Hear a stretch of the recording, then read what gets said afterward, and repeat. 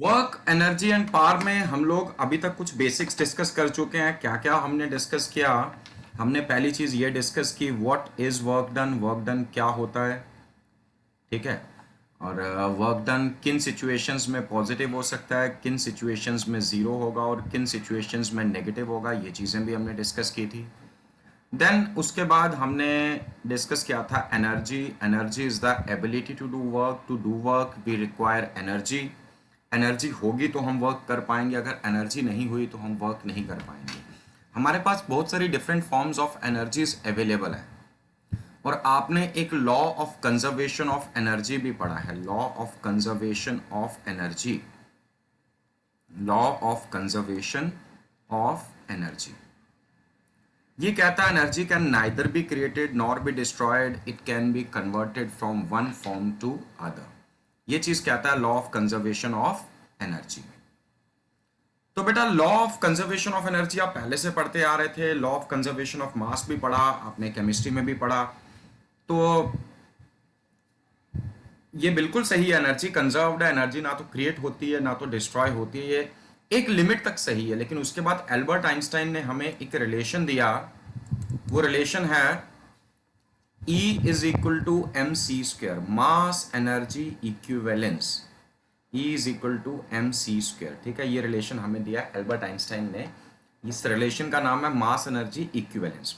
तो इसमें इन्होंने ये प्रूव किया कि मास और एनर्जी अलग अलग क्वांटिटीज नहीं है, ये एक ही क्वांटिटी है, एक ही क्वांटिटी के डिफरेंट फॉर्म्स में मैनिफेस्टेशन है। या दूसरे वर्ड्स में ऐसा कहूं कि मास और energy together as a single system they are conserved, अलग अलग से ये कंजर्व नहीं है। मास डिस्ट्रॉय हो सकता है, मास क्रिएट हो सकता है, एनर्जी डिस्ट्रॉय हो सकती है, डिस्ट्रॉय नहीं हो सकती, मतलब हम कहेंगे एनर्जी गायब हो सकती है और उसकी जगह पे मास पैदा हो सकता है, और मास गायब होकर उसकी जगह पे एनर्जी पैदा हो सकती है। ये सब चीजें हमने पिछली क्लासेस में डिस्कस की। तो हम ये कह सकते हैं mass energy together as a single system they are conserve. लेकिन ऐसा जरूरी नहीं, ये जो पहले वाले कंसेप्ट है आप इनको भी अप्लाई कर सकते हैं, क्योंकि ये जो मास एनर्जी की कन्वर्जन है ये सिर्फ एक कुछ एक्सट्रीम केसेस में पॉसिबल है। ये सिर्फ और सिर्फ न्यूक्लियर रिएक्शंस में होता है कि एनर्जी मास में कन्वर्ट हो रही है या मास एनर्जी में कन्वर्ट हो रहा है।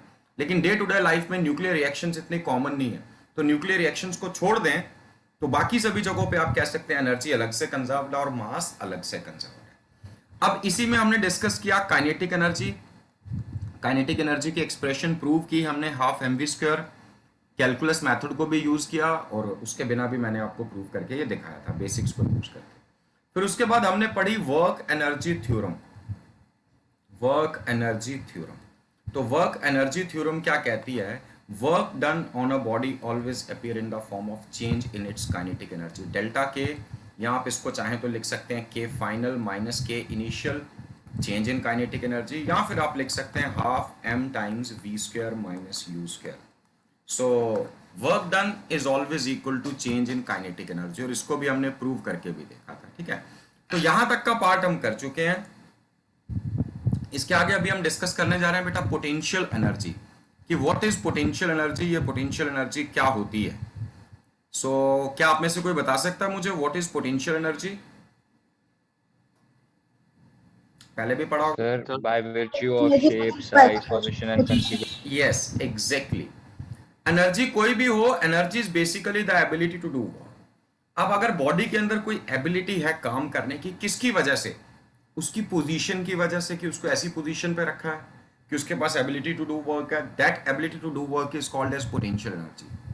बॉडी की शेप की वजह से, बॉडी के साइज की वजह से, बॉडी की कॉन्फ़िगरेशन की वजह से, तो ऐसी किसी भी एनर्जी को हम क्या बोलते हैं? We call it potential energy. Potential energy की एग्जांपल्स अगर हम लें, पोटेंशियल एनर्जी कहां कहां पे किसी बॉडी के अंदर स्टोर्ड होती है? एक रबर बैंड को स्ट्रेच कर दो, जैसे आपने रबर बैंड को स्ट्रेच किया तो आपने क्या किया? रबर बैंड की शेप बदल दी। अब शेप बदलने की वजह से उसके अंदर एबिलिटी टू डू वर्क है। और आप लोगों ने कई बार, अक्सर मैं देखता हूँ क्लासरूम्स में बच्चे वो खेल रहे होते हैं, रबर बैंड लेके वो पेपर बिट्स लगा के चला रहे हैं। तो एक, अब रबर बैंड जब स्ट्रेच हुआ उसके बाद आपने वो पेपर का छोटा सा वो बना के यहां से जैसे आपने उसको वो गुलेल की तरह इस्तेमाल किया, तो क्या हुआ था? रबर बैंड के अंदर एक एनर्जी स्टोर्ड थी। वो एनर्जी कौन सी एनर्जी थी? That was potential energy, and energy is the ability to do work. Since हम वर्क कर पा रहे हैं, उस वो रबर बैंड वर्क कर पा रहा है इस बॉडी पे फोर्स भी लगा रहा है और इस ये बॉडी डिस्प्लेसमेंट भी शो कर रही है। तो पक्की बात है इस रबर बैंड के अंदर कौन सी एनर्जी थी, दैट इज पोटेंशियल एनर्जी। एक इन्फ्लेटेड बलून अगर आप ले लें, एक इन्फ्लेटेड बलून, एक बलून को जब आप फुला दें तो उसका जो माउथ है उसको टाई किए बिना अगर आप छोड़ दें एक मिनट के लिए, तो आप देखोगे बलून उछलता हुआ हवा में जाएगा। तो इसका मतलब उस बलून के अंदर कुछ एनर्जी थी, उसने वर्क किया, उसने फोर्स लगाई और बलून में डिस्प्लेसमेंट हुई, ये आगे चला गया। इसका मतलब इसके पास कुछ एनर्जी थी। वो एनर्जी कौन सी थी, that energy was potential energy. ठीक है। अब एक बॉडी को किसी हाइट पे लेकर रख देते हो, अब जैसे ही रिलीज करते हो ये बॉडी नीचे आती है, इस पे फोर्स भी एक्ट कर रही है और डिस्प्लेसमेंट भी हो रही है, मतलब वर्क डन हो रहा है। तो इसका मतलब बॉडी जब हाइट पे थी तो उसके पास कुछ एनर्जी थी। वो कौन सी एनर्जी थी, potential energy. Energy by virtue of position. So energy stored in a body, you can write down energy stored in a body by virtue of its position, body की पोजीशन की वजह से, किस पोजीशन पे रखे। Sir rubber band में कैसे position का मतलब आया कंसेप्ट? क्या क्या क्या चीज? तो चेंज हुई ना सर, जो आपने रबर बैंड की एग्जांपल दी सर, उसमें हाँ तो शेप चेंज हो हाँ, उसमें शेप ना, मैं पोजीशन। वही तो कह रहा हूं, मैंने सिर्फ पोजीशन नहीं कहा। Bye virtue of its position, shape, size और कॉन्फ़िगरेशन, इनमें से किसी की वजह से भी कोई एनर्जी अगर बॉडी के अंदर स्टोर्ड है, that is called as potential energy. ये मैंने एक केस लिया कि बॉडी की पोजीशन की वजह से इसके पास एनर्जी है। रबर बलून के केस में आप शेप भी कह लो, साइज भी कह लो, आपने बढ़ा दिया, इन्फ्लेट किया, तो उसके अंदर भी पोटेंशियल एनर्जी थी। एक स्प्रिंग को कंप्रेस कर दो या स्ट्रेच कर दो, वहां पे भी आपने उसकी शेप बदल दी है, तो शेप बदलने की वजह से स्प्रिंग के पास जो एनर्जी आ गया दैट इज पोटेंशियल एनर्जी। और आपने देखा ये आप टॉय गन्स में देखते हैं, एक स्प्रिंग होता है, वो स्प्रिंग अगर आप कंप्रेस कर दो, आगे बुलेट डालो, फायर करो, तो वो बुलेट पे फोर्स लगाता है और बुलेट आगे मूव करती है। जब बुलेट पे फोर्स लग रही है और बुलेट मूव कर रही है, फोर्स भी है, डिस्प्लेसमेंट भी है, दैट मीन्स वर्क डन हो रहा है। तो यहाँ वर्क डन किसने किया, स्प्रिंग ने। तो इसका मतलब स्प्रिंग के पास एनर्जी थी। कौन सी एनर्जी, पोटेंशियल, क्योंकि स्प्रिंग की हमने शेप बदली, उसको दबा दिया या हमने उसको स्ट्रेच कर दिया। तो ऐसी किसी भी एनर्जी को हम क्या बोलेंगे, पोटेंशियल एनर्जी। इवन डैम्स में आप देखते हैं पानी को हाइट पे स्टोर किया हुआ है, वहां से पानी को रिलीज करते हैं। तो पहले जब वो हाइट पे था उसके पास पोटेंशियल एनर्जी थी, जब वो नीचे आ रहा है उसकी पोजीशन बदल रही है तो उसकी पोटेंशियल एनर्जी बदल रही है, कम हो रही है। हाइट के साथ पोटेंशियल एनर्जी बढ़ती है, हाँ, मतलब वो ग्रेविटेशनल पोटेंशियल एनर्जी है। मैं अलग अलग केसेस अभी, जैसे वो ऊपर से नीचे आ रहा है उसकी पोटेंशियल कम हो रही है, पोटेंशियल कम हो रही है तो कहां जा रही है, वो किसी दूसरी फॉर्म में कन्वर्ट हो रही है, कौन सी, काइनेटिक में, क्योंकि अब इसके पास मोशन आ चुका है। अब वो काइनेटिक एनर्जी यूज की जाती है डायनमो को रोटेट करने के लिए, तो डायनमो इन टर्न उसको कन्वर्ट कर देता है किसमें, इलेक्ट्रिक एनर्जी में। सो एनर्जी एक फॉर्म से दूसरी फॉर्म में कन्वर्ट हो रही है, बट इनिशियली वाटर हाइट पे स्टोर्ड था तो उसके पास कौन सी थी, पोटेंशियल थी। फिर वो काइनेटिक में कन्वर्ट होगी और फिर काइनेटिक एनर्जी को इलेक्ट्रिक एनर्जी में कन्वर्ट कर दिया डायनमो ने या जनरेटर ने। एनीवे, पोटेंशियल एनर्जी क्लियर हुआ। By virtue of shape, size, position और कॉन्फ़िगरेशन जो एनर्जी स्टोर्ड होती है that is called as potential energy. Is it clear? Excuse me, sir. हाँ जी बेटा। तो आप जितने भी एग्जांपल्स ले रहे हो सर, उसमें सर जो ऑब्जेक्ट है वो सर रेस्ट पे है, सर कोई ऐसी एग्जांपल है सर जिसमें मोशन पे हो? देखो समझे नहीं, मोशन होगा तो मोशन वाली एनर्जी भी उसके पास होगी, वो होगी काइनेटिक, तो उसके पास काइनेटिक भी होगी। मैं एग्जांपल्स दे रहा हूं पोटेंशियल की, तो यहां रेस्ट में हो या मोशन में हो कोई फर्क नहीं पड़ता। देखो ये जब ग्लेशियर से बहता हुआ आ रहा है रिवर्स में, तो उसके पास पोटेंशियल भी है और काइनेटिक भी है, लेकिन जैसे जैसे ये ऊपर से नीचे आता जा रहा है पोटेंशियल डिक्रीज होती जा रही है, और वो जो पोटेंशियल डिक्रीज हो रही है, चूंकि एनर्जी डिस्ट्रॉय तो हो नहीं सकती, वो किस में कन्वर्ट हो रही है, काइनेटिक में। नीचे आता जा रहा है तो काइनेटिक बढ़ती जा रही है और पोटेंशियल डिक्रीज होती जा रही है। ठीक है, समझ आइए बात?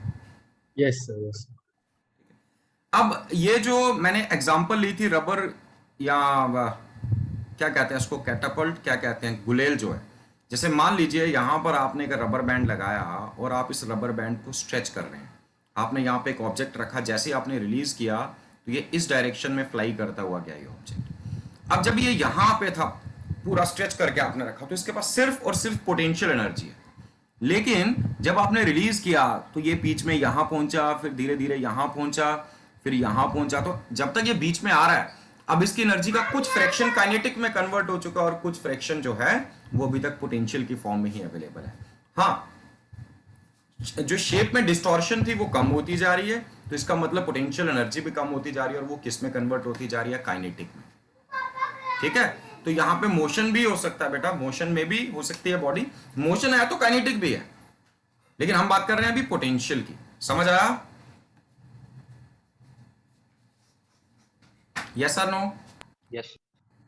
अब मान लीजिए एक चार्ज के पास दूसरा पॉजिटिव चार्ज यहां लाके रखो, तो ये चार्जेस एक दूसरे को रिपेल करेंगे, ये इस पे इधर फोर्स लगाएगा, इस चार्ज पे यहां फोर्स एक्ट करेगी, तो दोनों चार्जेस एक दूसरे से जैसे आप रिलीज करोगे दूर जाएंगे, मतलब दोनों पे फोर्स एक्ट कर रही है और डिस्प्लेसमेंट भी हो रही है, इसका मतलब वर्क डन हो रहा है। तो वर्क डन करने के लिए Yes. हमने तो कुछ नहीं किया, हम तो पकड़ के नहीं लेके कि हम पास जरूर लाए थे इनको, लेकिन जब पास लेकर आ गए हम, अब इस सिस्टम के पास पोटेंशियल एनर्जी है bye virtue of its configuration. इस सिस्टम के पास, सिस्टम ऑफ चार्जेस के पास कुछ एनर्जी है, वो कौन सी है? पोटेंशियल। अगर आप इनको रिलीज करोगे दूर जाना शुरू हो जाएंगे, जैसे ही अभी तक ये रेस्ट पे थे, जैसे ही दूर जाएंगे तो मोशन भी एक्वायर कर चुके होंगे, मतलब काइनेटिक। इनकी पोटेंशियल एनर्जी का एक हिस्सा किस में कन्वर्ट होना शुरू हो गया? काइनेटिक में। क्लियर? Yes. हाँ, अगर एक चार्ज पॉजिटिव है और एक नेगेटिव है तो भी ये वर्क कर सकते हैं, बट अब इनके वर्क करने का तरीका थोड़ा सा बदल जाएगा। पहले ये रिपेल कर रहे थे, वो अट्रैक्ट करेंगे। तो all these are examples of potential energies. So potential energy different जो इसमें जो आप बता रहे हो ये पॉजिटिव और नेगेटिव, सर इसमें भी जो पोटेंशियल एनर्जी है वो काइनेटिक एनर्जी में बिल्कुल बिल्कुल, जैसे आप छोड़ोगे तो पक्की बात है पोटेंशियल काइनेटिक में कन्वर्ट होगी। अभी मैं आप लोगों से डिस्कस करूंगा आगे चल के कंजर्वेटिव फोर्सेस और नॉन कंजर्वेटिव फोर्सेस। तो जो कंजर्वेटिव फील्ड्स होते हैं उसमें पोटेंशियल एनर्जी काइनेटिक में कन्वर्ट हो जाती है, कंजर्व्ड रहती है। जो नॉन कंजर्वेटिव फील्ड्स हैं उनके अगेंस्ट जब भी आप वर्क करते हो तो पोटेंशियल एनर्जी मिलती ही नहीं, या काइनेटिक मिलती है, और जो काइनेटिक होती है वो भी लूज हो जाती है in the form of heat. वो आगे डिस्कस करूंगा, अभी तो फिलहाल पोटेंशियल काइनेटिक में कन्वर्ट हो रही है। तो पोटेंशियल एनर्जी अलग अलग टाइप्स की हो सकती है। एक है gravitational potential energy. Normally potential energy को हम यू से डिनोट करते हैं, या आप ई विद सब्सक्रिप्ट पी लिख सकते हैं पोटेंशियल एनर्जी। तो अगर ग्रेविटेशनल पोटेंशियल एनर्जी है तो आप यू के नीचे सब्सक्रिप्ट लगा दो जी। देन ग्रेविटेशनल पोटेंशियल एनर्जी के बाद बेटा हो सकती है दूसरी electric potential energy. Electric potential energy, ये जो चार्जेस के सिस्टम के पास जो एनर्जी है, जो अभी मैं एग्जांपल्स ले रहा था यहाँ पे चार्जेस की, तो यहाँ इलेक्ट्रिक पोटेंशियल एनर्जी है। और रबर बैंड को अगर आपने स्ट्रेच किया तो उसमें इलास्टिक पोटेंशियल एनर्जी है। स्प्रिंग को अगर आपने स्ट्रेच या कॉम्प्रेस किया, आप उसकी एनर्जी को इलास्टिक पोटेंशियल एनर्जी भी कह सकते हैं, या उसको हम अलग से नाम स्प्रिंग पोटेंशियल एनर्जी भी दे सकते हैं, स्प्रिंग पोटेंशियल एनर्जी। तो ये सब के अंदर पोटेंशियल एनर्जी स्टोर होती है। ठीक है, अब इसको आप लिख दो यू इलेक्ट्रिकल। ठीक है, तो इलास्टिक पोटेंशियल एनर्जी को आप सिंपली, अब ई नहीं लिखेंगे, पूरा इलास्टिक लिख देंगे, नहीं तो सिंपली यू भी लिख सकते हैं आप। ठीक है, तो वैसे ही इसको लिखेंगे हम यू स्प्रिंग। तो यू से डिनोट करते हैं हम potential energy. Is it clear to all? Yes sir. Yes, sir. अब इसमें मैं सबसे पहले बात करता हूं ग्रेविटेशनल पोटेंशियल एनर्जी की। अब पोटेंशियल एनर्जी कितनी स्टोर्ड है किसी बॉडी में, जैसे हम इसकी पोजीशन बदलते जाएंगे तो इसकी पोटेंशियल एनर्जी की वैल्यू भी बदलती जाएगी। अगर इस बॉडी को उठा के मैं यहां पर लेकर आया तो यहां पे इसकी पोटेंशियल एनर्जी कुछ अलग होगी। अगर इसको और ज्यादा हाइट पे ले जाता हूं तो इसकी पोटेंशियल एनर्जी और ज्यादा बढ़ जाएगी। तो हर एक पोजीशन पे, अलग अलग पोजीशंस पे अगर मैं बॉडी को रखता हूं तो इसकी पोटेंशियल एनर्जी की वैल्यू डिफरेंट होगी एट डिफरेंट पोजीशंस। तो यहां ग्रेविटेशनल पोटेंशियल एनर्जी की हम बात करने जा रहे हैं। कितनी ग्रेविटेशनल पोटेंशियल एनर्जी स्टोर्ड होगी किसी बॉडी पे अगर वो हाइट h पे है तो जैसे हमने काइनेटिक एनर्जी कैलकुलेट की थी बेटा, वहां पे क्या चीज आपसे डिस्कस किया था मैंने कि बॉडी रेस्ट पे है, काइनेटिक एनर्जी 0 है। काइनेटिक एनर्जी मोशन वाली एनर्जी है, तो इसको मोशन में लाने के लिए हमने कुछ वर्क किया, जितना हमने वर्क किया उतनी इसके पास काइनेटिक एनर्जी आ गई। सेम लॉजिक हम यहां पे अप्लाई करेंगे। एक मिनट के लिए हम ये मान लेते हैं, एक्चुअल ऐसा नहीं है। ये जब ग्रेविटेशन चैप्टर आप पढ़ेंगे तो वहां पे हम डिस्कस करेंगे। सरफेस पे ग्रेविटेशन पोटेंशियल एनर्जी जीरो नहीं होती, सबसे कम जरूर होती है बट जीरो नहीं होती, उसकी वैल्यू कुछ अलग है। वो फॉर्मूले हम बाद में पढ़ेंगे ग्रेविटेशन में। फिलहाल हम ये एज्यूम करके चल रहे हैं कि अर्थ के सरफेस पे, और ये नहीं कि अभी एज्यूम कर रहे हैं, आज से पहले भी जो फॉर्मूले आपने पढ़े वहां पर आप यही एज्यूम करके चलते थे कि अर्थ का सरफेस जो है वो जीरो लेवल है पोटेंशियल एनर्जी का। यहां पे पोटेंशियल एनर्जी जीरो है, ये सरफेस ऑफ अर्थ है। और पहले भी कई चैप्टर्स में मैं ये चीजें डिस्कस कर चुका हूं कि ऐसे लेवल को हम डेटम लेवल भी कहते हैं। डेटम लेवल एक ऐसा लेवल जहां पे पोटेंशियल एनर्जी को हम जीरो मान के चल सकते हैं। क्लियर हुआ? Yes sir. Yes sir. अब हम ये देखते हैं बेटा, हाइट h पे अगर मैं बॉडी को राइज कराऊं तो इसके पास कितनी पोटेंशियल एनर्जी आनी चाहिए? ठीक उतनी पोटेंशियल एनर्जी आनी चाहिए जितना हमें वर्क करना पड़ेगा। So potential energy would be equal to work done. कितना वर्क डन? उस पर्टिकुलर पोजीशन तक लाने का वर्क डन। चार्जेस के केस में भी बात कर रहे थे ना, जैसे इन दो चार्जेस की पोटेंशियल एनर्जी क्या होगी भाई, इनको इस पोजीशन पे लाके रखने का वर्क डन। कहां से? जब ये इनफाइनाइट सेपरेशन पे, इनफाइनाइट सेपरेशन वो सेपरेशन है जहां पे ये दोनों एक दूसरे के ऊपर कोई फोर्स नहीं लगा रहे, इतनी दूर इनको लेके जाओ, फिर इनको कांस्टेंट स्पीड से लाके यहां पे लाके रखो। लाने के लिए जितना वर्क डन आपको करना पड़ा होगा उतनी इन सिस्टम ऑफ चार्जेस की क्या होगी? Electric potential energy. तो हम क्या करते हैं, हम बॉडीज को पहले वहां ले जाते हैं जहां पोटेंशियल एनर्जी सिस्टम की जीरो हो जाए, फिर वहां से लाके जिस पोजीशन पे आपको पोटेंशियल एनर्जी कैलकुलेट करनी है, जीरो वाली पोजीशन से वहां तक लाने का जितना वर्क डन आपको करना पड़ा, वही वर्क डन क्या हो जाती है? Potential energy. तो हमने इस बॉडी को हाइट h पे लेकर जाना, उसके लिए हमें फोर्स लगानी पड़ेगी। मिनिमम कितनी फोर्स लगानी पड़ेगी? वेट के बराबर तो लगानी पड़ेगी, इजंट इट सो? यस और no? Yes sir. Yes, sir. तो मिनिमम इतनी फोर्स mg, डिस्प्लेसमेंट इसको कितनी दी? h। आप चाहते तो mg से ज्यादा भी फोर्स लगा सकते थे, बट जब हमें स्टैंडर्ड डिफाइन करने होते हैं ना, एनर्जी को डिफाइन करना है पोटेंशियल एनर्जी, तो हम कहते हैं जीरो एक्सेलरेशन के साथ लेके आना, मतलब यूनिफॉर्म मोशन में, यानी कि नेट फोर्स इस पे जीरो बनी रहे। F और mg बैलेंस्ड हो, मतलब F आपको उतना ही लगाना जितना इसका वेट है। तो बेटा यहां पे वर्क डन होना चाहिए force into displacement into cos theta. तो थीटा की वैल्यू क्या 0 डिग्री है कि नहीं? जहां आप फोर्स लगा रहे हैं ऊपर की तरफ, डिस्प्लेसमेंट भी ऊपर की तरफ ही है, तो दोनों में एंगल 0 है।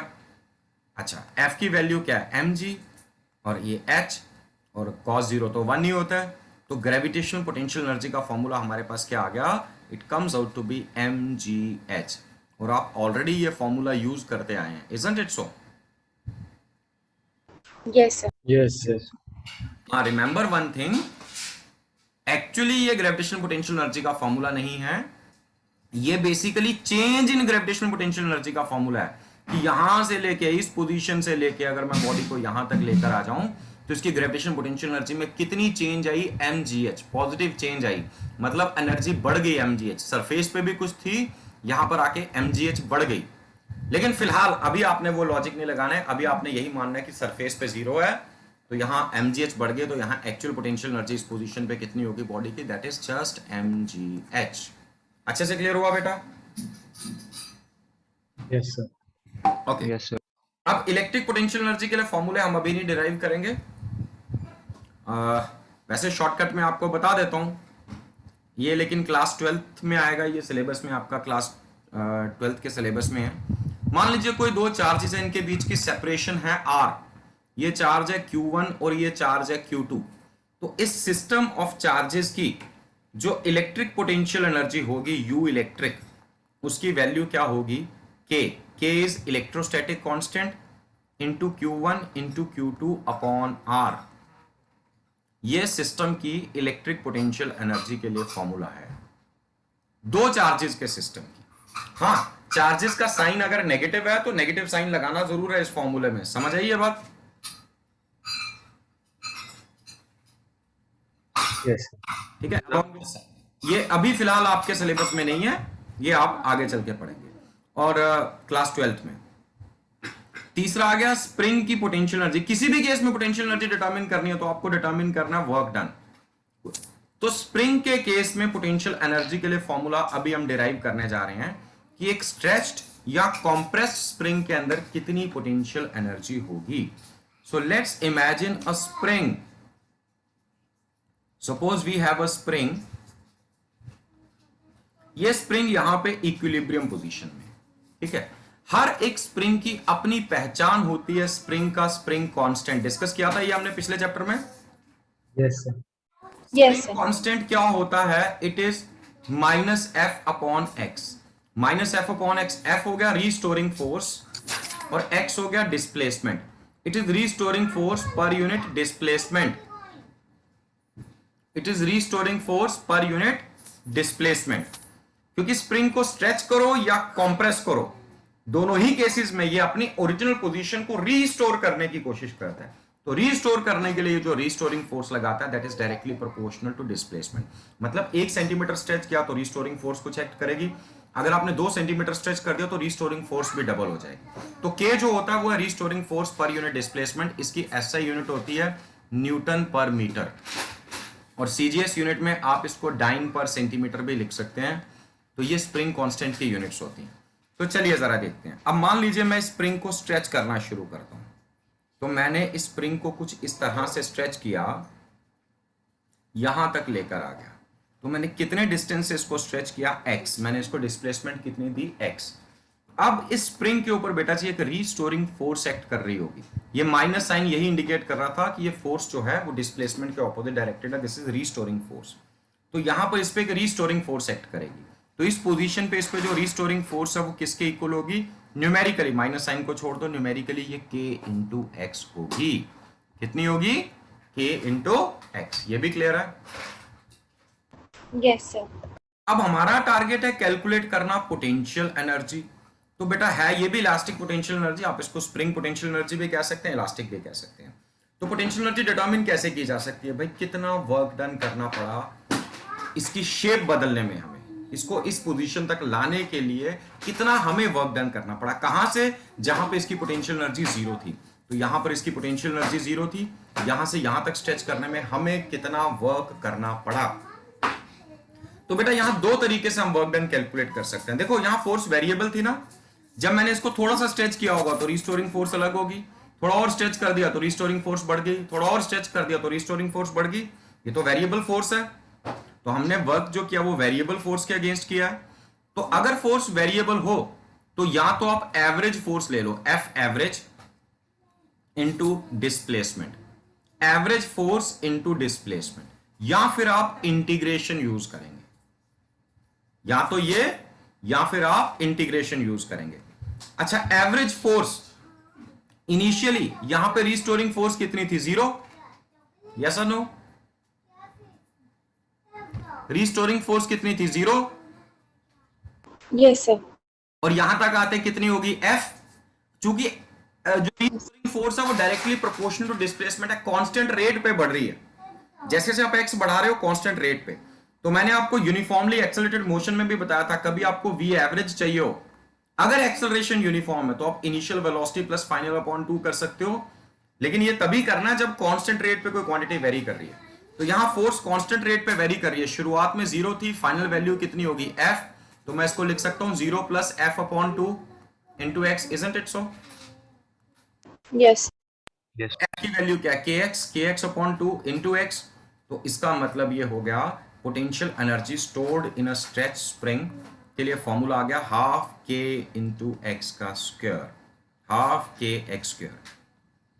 के is spring constant, x is displacement in the spring, तो इसमें पोटेंशियल एनर्जी स्टोर्ड होगी हाफ के एक्स का square. Is it clear? Sir जो आपने पहले वाला जो प्रूव किया, जो mgh gravitational potential energy, sir उसके इसमें फोर्स वेरिएबल ही थी? नहीं, देखो उस केस में फोर्स वेरी करती, अगर आप बहुत ज्यादा हजारों किलोमीटर ऊपर चले जाते हैं सरफेस से तो फिर वेरी करेगी। अगर आप अर्थ के सरफेस के अंदर up to a few 100 metres भी आप चले जाएं, अप टू 1 किलोमीटर भी चले जाएं, तो एक्सेलरेशन ड्यू टू ग्रेविटी की वैल्यू नहीं बदलती है, ऑलमोस्ट वही रहती है जो सरफेस पे 9.8 मीटर पर सेकंड स्क्वायर। तो जब बॉडी का वेट इतना है तो हमें भी कम से कम इस बॉडी को मुझे लिफ्ट करना, तो जितना इसका वेट है मिनिमम इतनी फोर्स लगानी पड़ेगी। ज्यादा मैं लगा सकता हूं, ज्यादा मैं ज्यादा फोर्स लगाऊंगा तो वर्क डन भी ज्यादा हो जाएगा। लेकिन अब हमें स्टैंडर्ड डिफाइन करना है, स्टैंडर्ड की पोटेंशियल एनर्जी कितनी होगी। तो उस सिचुएशन में minimum amount of work done को लेते हैं, कम से कम हमें कितना वर्क करना पड़ेगा इस बॉडी को यहां तक लेके जाने के लिए, तो कम से कम आपको कितनी फोर्स अप्लाई करनी पड़ेगी, mg। अब इतनी सी हाइट में इसका वेट नहीं बदलेगा, this h is very small. हाँ, h बहुत लार्ज होता है, माउंट एवरेस्ट से भी ज्यादा हाइट पे आप लेके जाते हैं बॉडी को, फिर h की वैल्यू, g की वैल्यू, स्मॉल g की वैल्यू बदल रही होती। नीचे वाले पॉइंट्स पे स्मॉल g ज्यादा होता, जैसे ऊपर जाते एक्सेलरेशन ड्यू टू ग्रेविटी कम होती, तो उस केस में ये वेरिएबल फोर्स हो जाती। स्मॉल हाइट्स के लिए ये फोर्स वेरिएबल नहीं है, ये कांस्टेंट है, mg के बराबर। क्लियर? Yes sir. ठीक है। अब बेटा यहां पे इसी को करने का दूसरा तरीका भी था। आपको अगर याद हो, वेरिएबल फोर्स के केस में वर्क डन के लिए मैंने आपको क्या लॉजिक बताया था, मैंने आपको बताया था it is integral of f dot dx। याद आया? Yes sir. Yes, sir. f की वैल्यू होगी kx dx, kx into dx into cos 0। और अगर स्प्रिंग की रिस्टोरिंग फोर्स लेते हो यहां पे, तो वो माइनस kx है, तो फिर थीटा भी तो 180 हो गया। स्प्रिंग की फोर्स के साथ थीटा भी तो 180 है। अगर आप यस सर। ले रहे हैं तो वो भी अप्लाइड फोर्स न्यूमेरिकली इसके, जैसे वहां mg थी, अर्थ ने फोर्स लगाई थी, हमें भी उतनी लगानी पड़ी। यहां पे भी स्प्रिंग ने फोर्स लगाई माइनस kx, तो हमें प्लस kx लगानी पड़ी, तो वहां थीटा 0 हो गया। अगर आप स्प्रिंग की फोर्स लेते माइनस kx, तो थीटा 180 होता, तो वहां से नेगेटिव साइन भी कैंसिल आउट हो जाता। अब इसकी लिमिट हो जाएंगी 0 से लेके x। देखो k कांस्टेंट है, बाहर आ गया। अब x dx का इंटीग्रल क्या आएगा, x²/2 आएगा कि नहीं? Yes sir. तो ये फिर से कितना हो गया, लिमिट्स पुट करोगे k/2 टाइम्स x² माइनस 0 का स्क्वायर, और ये फॉर्मूला फिर से वही आ गया, half kx²। Work done by variable force वाला लॉजिक लगाते हुए भी हमने किया। इससे पहले हमने कांस्टेंट फोर्स, कांस्टेंट क्या लेंगे, एवरेज फोर्स की वैल्यू, तो वहां से भी हमारे पास सेम रिलेशन है। इज इट क्लियर बेटा? जैसे आपने पहले प्रूव किया कि एफ एवरेज इंटू एक्स करके, सर उस केस में अगर हम 180 डिग्री लेते हाँ, सर तो भी वही आंसर आता। उस केस में देखो, जब हम एवरेज फोर्स की वैल्यू ले रहे हैं, तो यहां मैंने 0 प्लस f/2 लिया, और f की वैल्यू को प्लस kx लिखा ना। अगर आप प्लस kx लिख रहे हैं तो थीटा 0 ही रहेगा। अगर आप 180 एंगल लेना चाहते हैं, मतलब बस स्प्रिंग की फोर्स की बात कर रहे हैं, तो उसके लिए माइनस kx आता कि नहीं आता? यस। ठीक है, तो फिर से वही बात आ जाती है। क्लियर हो गया? Yes sir. यस। बहुत सारे क्वेश्चन इवन एनसीईआरटी में भी सॉल्व्ड एग्जांपल्स में आपको मिल जाएंगे, और मैंने सॉल्व्ड एग्जांपल्स का एक सॉल्यूशन वीडियो भी वहां पोस्ट किया था, सॉल्व्ड एग्जांपल्स वीडियो में डिस्कस की थी। एनीवे, कई बार ऐसे क्वेश्चंस आते हैं कि जैसे मान लो एक फास्ट मूविंग कार या कोई फास्ट मूविंग ऑब्जेक्ट ये आके इस ब्लॉक से टकराता है और ये स्प्रिंग को कंप्रेस करता है, calculate the maximum compression in the spring. तो सपोज आपसे ये कहा गया कि जब ये इससे टकराया, इसकी स्पीड थी v, इसका मास है m, तो जैसे ही इसकी स्पीड थी v, इसके पास काइनेटिक एनर्जी थी। अब इस काइनेटिक एनर्जी ने वर्क करना शुरू किया, किसके अगेंस्ट, स्प्रिंग के अगेंस्ट, क्योंकि स्प्रिंग अपोज कर रहा है, ये फिर भी स्प्रिंग को डिस्प्लेस कर रहा है। तो यहां वर्क डन करने के लिए एनर्जी खर्च हो रही होगी। इसके पास शुरुआत में कौन सी एनर्जी थी, इस बॉल के पास ये थी काइनेटिक एनर्जी, हाफ mv²। जैसे जैसे ये स्प्रिंग को कंप्रेस करती जाएगी तो इसकी काइनेटिक एनर्जी खर्च होती जा रही है, मतलब कम होती जा रही है। एक स्टेज आ गई, इसकी काइनेटिक एनर्जी सारी खत्म हो गई। जब सारी काइनेटिक एनर्जी खत्म हो गई, यहां पे आके इसकी काइनेटिक एनर्जी 0 हो गई इस बॉल की, लेकिन स्प्रिंग कंप्रेस हो चुका है। लेट अस से स्प्रिंग डिस्टेंस x से कंप्रेस हो गया, तो आपसे पूछा गया calculate maximum compression in the spring. तो अब इसकी काइनेटिक एनर्जी तो 0 होगी, लेकिन क्या काइनेटिक एनर्जी गायब होगी? डिस्ट्रॉय, सर पोटेंशियल में कन्वर्ट। पोटेंशियल एनर्जी में। Very good. तो यहां स्प्रिंग के पास कौन सी एनर्जी आ चुकी है, पोटेंशियल एनर्जी। वो किसके इक्वल है, हाफ kx²। तो ये बॉल की काइनेटिक ही तो स्प्रिंग की पोटेंशियल एनर्जी बनी है, तो दोनों को इक्वेट कर दो, half kx² is equal to half m into v का स्क्वायर। हाफ और हाफ कैंसल आउट हो गए, तो यहां से x की वैल्यू आ जाती है आपके पास √m/k इंटू v। ये maximum compression in the spring आएगा। तो इस तरह के क्वेश्चंस आपके सामने आ सकते हैं। ठीक है, क्लियर हुआ? Yes sir. Yes, sir. तो बेटा ये था कंसेप्ट पोटेंशियल एनर्जी का। इवन अगर कोई बॉडी ऑसिलेटिंग बॉडी है, अगर कोई बॉडी ऑसिलेट कर रही है तो उसकी पोजीशन तो ऑसिलेट कर रही है, उसकी एनर्जी भी ऑसिलेट कर रही होती है। जैसे मान लो कोई भी बॉडी, किसी पेंडुलम को कंसिडर कर लो, ये इसकी मेन पोजीशन है ओ, यहां से लेके ये इधर और इधर, ये दो एक्सट्रीम पोजीशंस हैं ए और बी। ये ए और बी पोजीशन के बीच में ऑसिलेट करता है। तो देखो जब ये पोजीशन ए या बी किसी भी एक्सट्रीम पोजीशन पे आता है तो इसकी काइनेटिक एनर्जी जीरो हो जाती है, यहां पर एनर्जी जीरो हो जाती है, लेकिन पोटेंशियल एनर्जी मैक्सिमम हो जाती है क्योंकि इसकी पोजीशन में मैक्सिमम चेंज आ चुका है, सबसे दूर हो चुका है ये मीन पोजीशन से।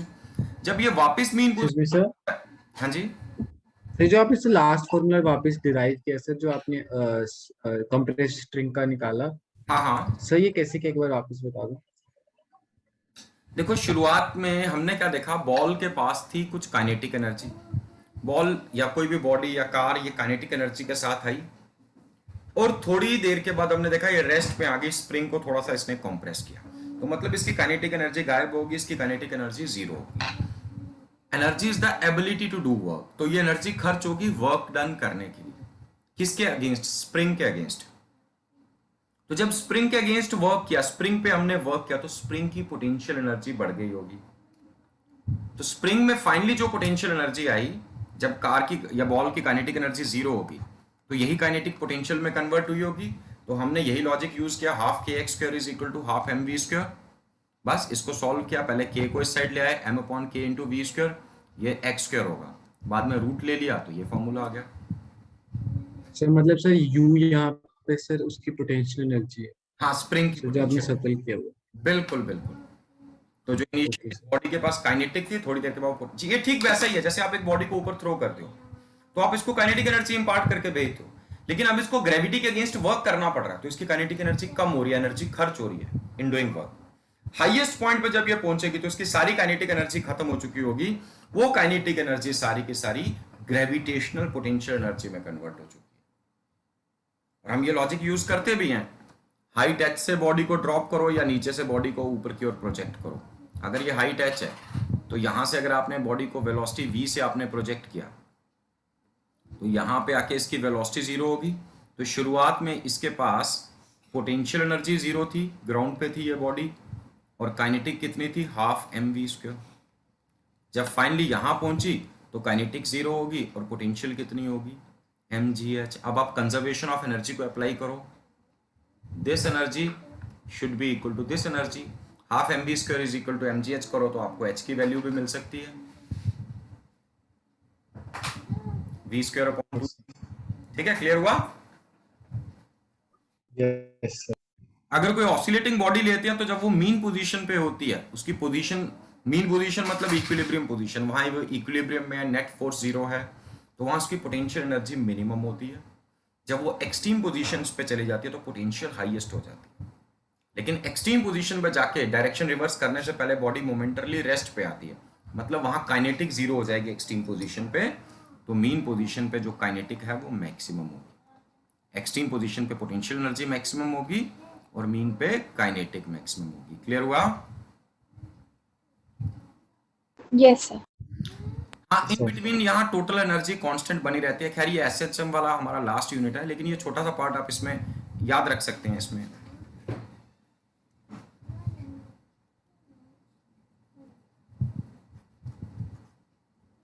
बेटा मीटिंग खत्म होने वाली है, रीज्वाइन कर लीजिएगा, कुछ इंपॉर्टेंट टॉपिक्स डिस्कस करने हैं अभी हमने। कोलिजन्स वाला वीडियो देखा था सबने? Yes sir. हाँ, उसी के कंटिन्यूएशन में अभी आगे वीडियो सेंड करूंगा एक और, वो आपने देखना है। अगर यहाँ एनर्जी वर्सेस पोजीशन हम ग्राफ प्लॉट करें तो यहाँ तीन एनर्जीज का ग्राफ प्लॉट करूंगा मैं। एक ग्राफ प्लॉट करूंगा टोटल एनर्जी का, जब भी कोई बॉडी ऑसिलेट करती है मीन पोजीशन के अबाउट तो ये इसकी टोटल एनर्जी है, ई टोटल, जो कि काइनेटिक और पोटेंशियल एनर्जी का सम है। ये हमेशा कांस्टेंट बना रहता है। मान लीजिए ये दो एक्सट्रीम्स के बीच में ऑसिलेट कर रही है पोजीशन, प्लस ए एक्स एक्सिस के अलॉन्ग और माइनस ए के बीच में। ए को हम एम्पलीट्यूड भी कहते हैं।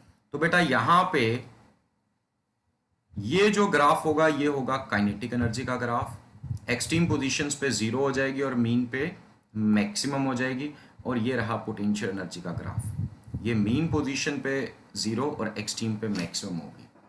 हाँ, total energy through out constant बनी रहेगी। Is it clear? Yes sir.